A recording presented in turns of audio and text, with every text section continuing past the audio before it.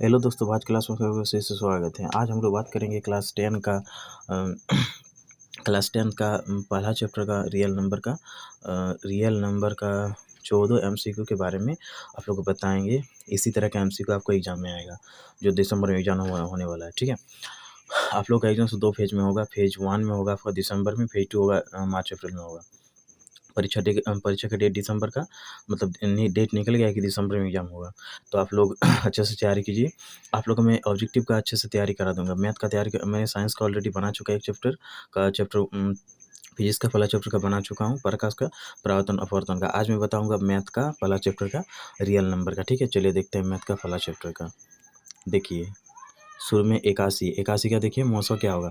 तो देखिए 81 का सबसे शुरू में आप तोड़िएगा, तो 81 का देखिए तोड़िएगा ना, तो क्या होगा 3 गुना, ठीक है 3 गुना 3 कितना 3 हो जा रहा है 4 गो। और 237 को तोड़िएगा, देखो 237 को लिखिएगा तो इसमें कितना होगा बोलिए। 3 गुना कितना होगा, सिर्फ 79 होगा, 79 ये होगा।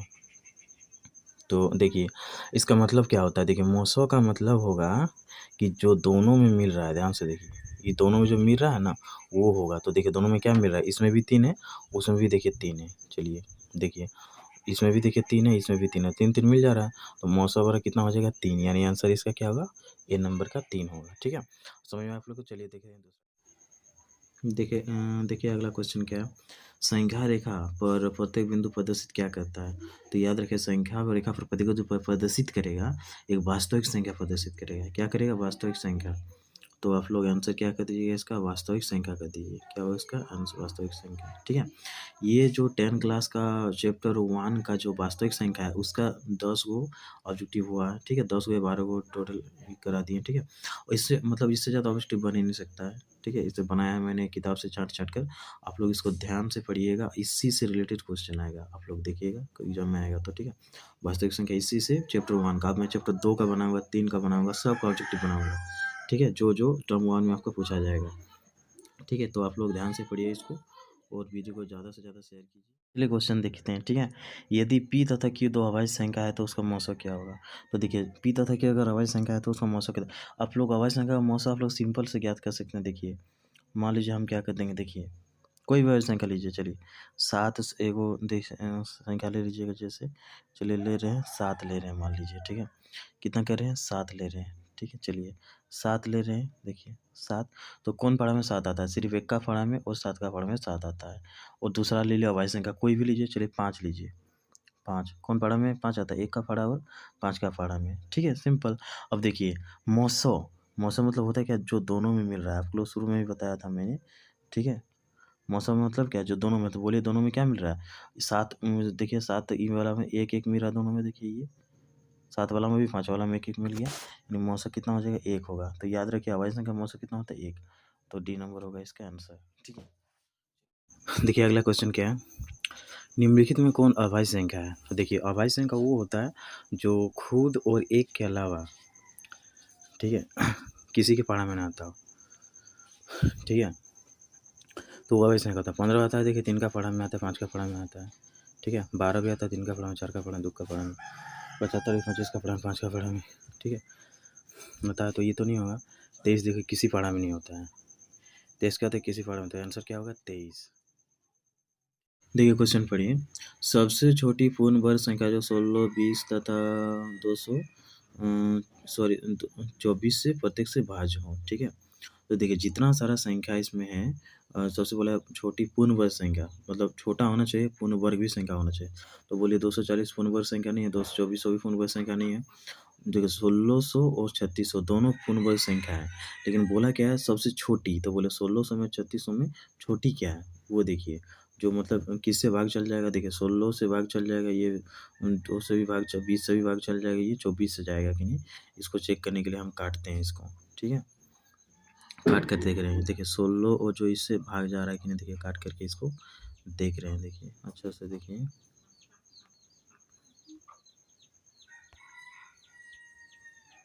देखिए 1600 है और बटा में कितना है 24। ठीक है, चलिए इसको काट के देखते हैं। 16 से चल जाएगा, 20 से चल जाएगा, लेकिन 24 से जा रहा है कि नहीं उसको चेक कर रहे हैं। अगर चल जाएगा तो वही बी नंबर होगा। ठीक है, तो चलिए 8 का पढ़ना है। 8 तिया कितना होगा? 24। 8 दूनी कितना होगा? 16। 2 को 0 बच रहा है, 3 का पढ़ में जाएगा क्या? बोलिए। देखिए 3 छौक 18 हो रहा है। 3 छौक कितना हो जाएगा? 3 छौक 18, तो 20 में 18 से 2 बचा, और 2 बचा रहा कितना? 20, यानी नहीं जा रहा है। ठीक है, अगर नहीं जा रहा है तो कह दीजिए इससे नहीं जाएगा, यानी सिर्फ एक ही को पूर्ण वर्ग संख्या बचा। क्या बचा? 3600। यानी आंसर इसका कितना हो जाएगा? बोले 3600 आंसर होगा। ये 3600 होगा आंसर। क्वेश्चन क्या बोल रहा है? दो संख्याओं 100 और 190 के मौसों और लौसों का गुणनफल है। ठीक है, देखिए किसी भी संख्या का लौसौ गुना मौसौ बराबर किसका? उसको गुना कर देना है। तो देखिए दो संख्या का लौसौ गुना बराबर क्या? तो मौसौ बराबर क्या होता है? एचसीएफ गुना एलसीएम होता है। ठीक है, तो लौसौ को हम मौसौ के साथ गुना कर देते हैं। देखिए कितना होगा?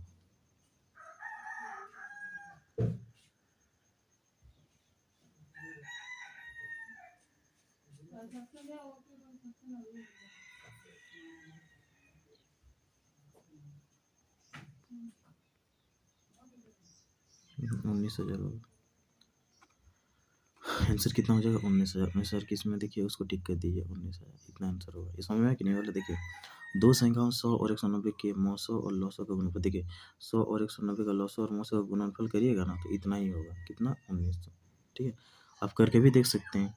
देखिए 100 और 190 के लौसों से लौसों निकालिए और मौसों निकालिएगा, तो उतना टाइम क्यों ही करिए? आपका फॉर्मूला आपको पता है कि दो संख्या का गुणनफल बराबर लौसों गुना मौसों, उसी तो होता है।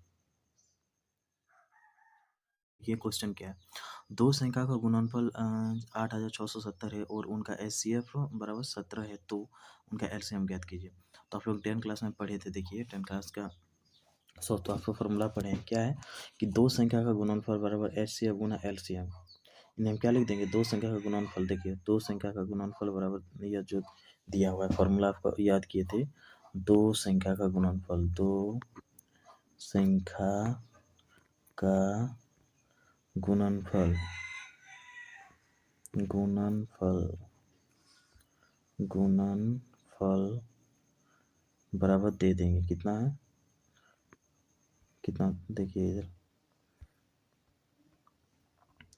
कितना है? दो संख्या का गुणनफल कितना है? 8670 है। देखिए 8670, 8670 ये। ठीक है, और देखिए थोड़ा छोटा कर लेते हैं इसको। देखिए तब दिखाई देगा। देखिए दो संख्या का गुणनफल कितना था? 8670 है। ठीक है, तो दो संख्या का गुणनफल चलिए देखते हैं। दो संख्या का गुणनफल यहाँ देखिए, मिटा लेते हैं पहले इसको। देखिए दो संख्या का गुणनफल यानी देखिए दो संख्या का गुणनफल यानी दो संख्या का गुणनफल हम क्या बोले थे? एचसीएफ गुना एलसीएम। तो फॉर्मूला यहाँ पर लगा दीजिए, एचसीएफ गुना एलसीएम। एचसीएफ गुना क्या? एलसीएम। क्या हो जाएगा? एलसीएम बराबर कितना हो जाएगा? 8670, 86 और 70 ये। ठीक है, अब आगे देखिए। तो आपका दिया हुआ है, देखिए आपका जो है ना दिया हुआ है, क्या क्या दिया हुआ है? एचसीएफ दिया, तो एचसीएफ की जगह 17 बैठा देते तो एलसीएम निकल जाएगा।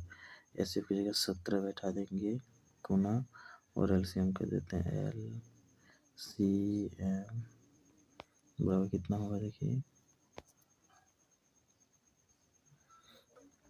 बराबर हो जाएगा 8670, 8670 करिए। अब ध्यान दीजिए इधर, देखिए एलसीएम बराबर होगा क्या? अब एलसीएम बराबर 8670 बटा 17। देखिए 17 से कटेगा। देखिए 17 पाँच कितना होगा? 85 करिए। 17 5 85 हो गया। 86 में 85 चलिए एक बचा, और 17 एक 17 हो रहा है, और एक जीरो, यानी कितना हो रहा है? 510। कितना? 510 हो रहा है। अब चलिए देखिए आगे।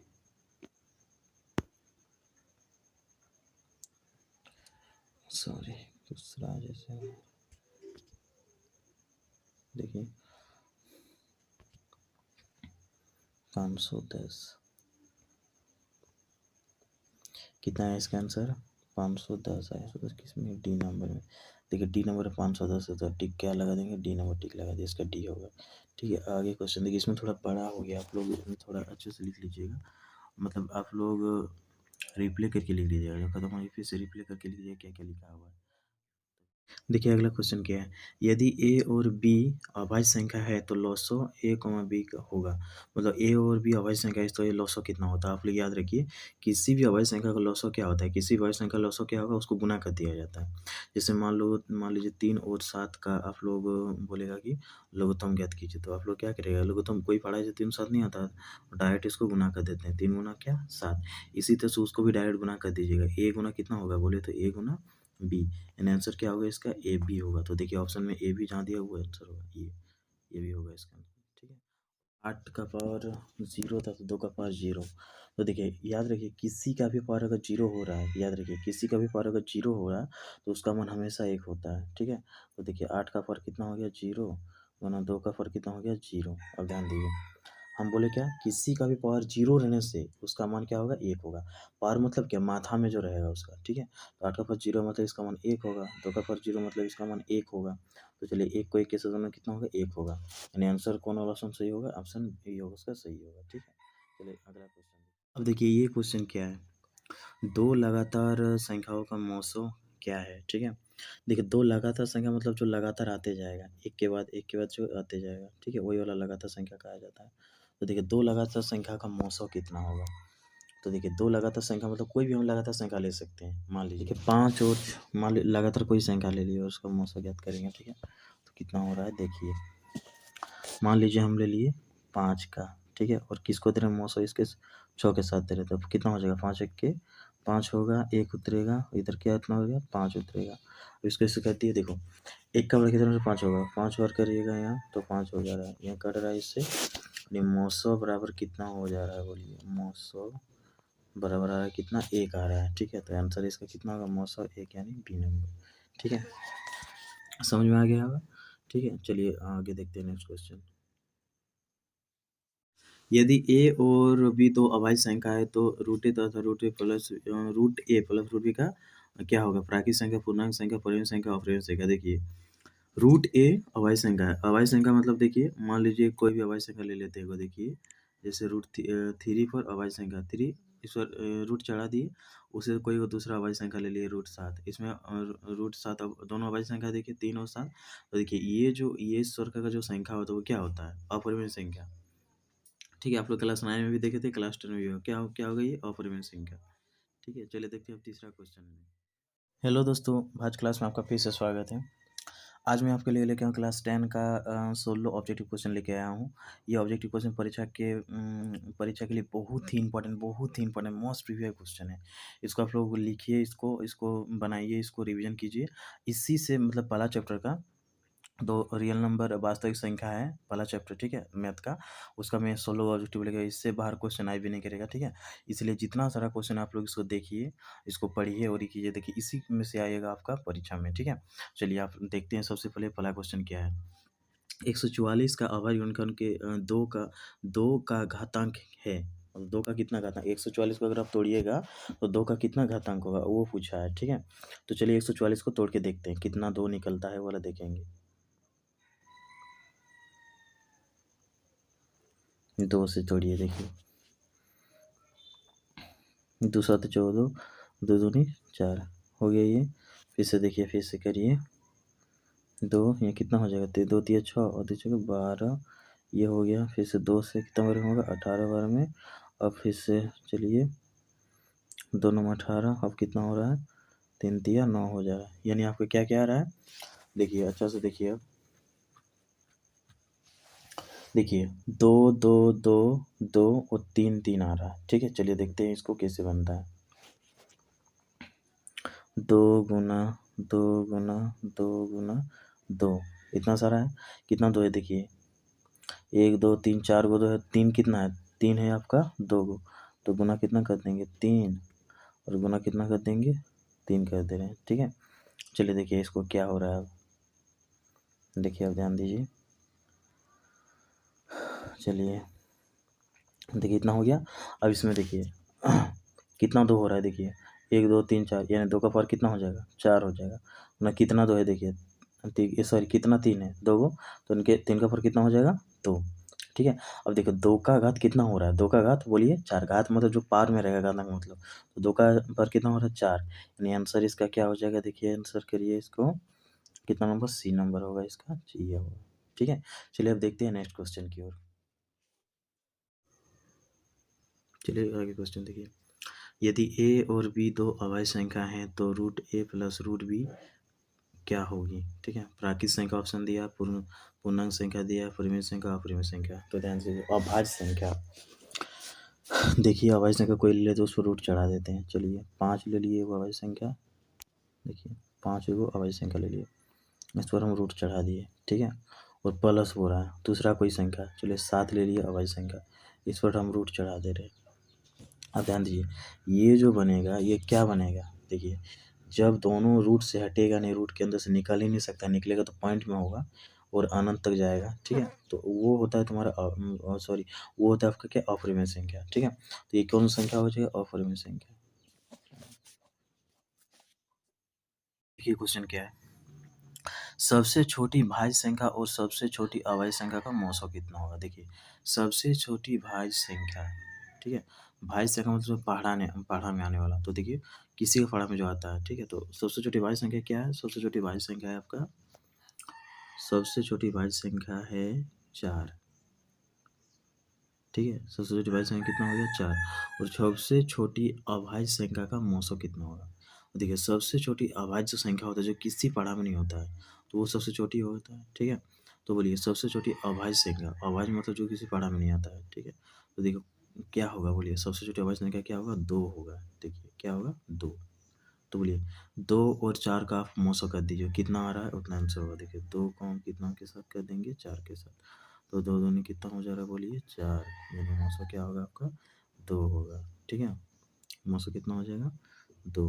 ठीक है, मौसो अलग तरीके से बना सकते हैं। अभी ऊपर में जैसे आपको को बोले थे, देखिए मौसो आप इस तरीके से बना सकते हैं, जैसे देखिए 4 हो गया, 4 हो गया, देखिए 4 को तोड़ेंगे, 2 गुना कितना हो रहा है 2, अब देखिए 2 हो गया, 2 को तोड़ेंगे देखिए। ठीक है, तो 2 गुना कितना हो रहा है 1, अब देखिए दोनों में जो मिल रहा है वही वाला मौसो होता है। तो देखिए दोनों में क्या मिल रहा है, अच्छा से देखिए। ठीक है, और ध्यान दीजिए दोनों में क्या मिल रहा है, दोनों में क्या मिल रहा है 2, देखिए दोनों में 2 मिला, तो मौसो बड़ा कितना हो जाएगा, देखिए 2, उसमें भी 2, इसका जो आंसर होगा क्या हो जाएगा, बी नंबर होगा इसका आंसर। ठीक है, तो चलिए आगे।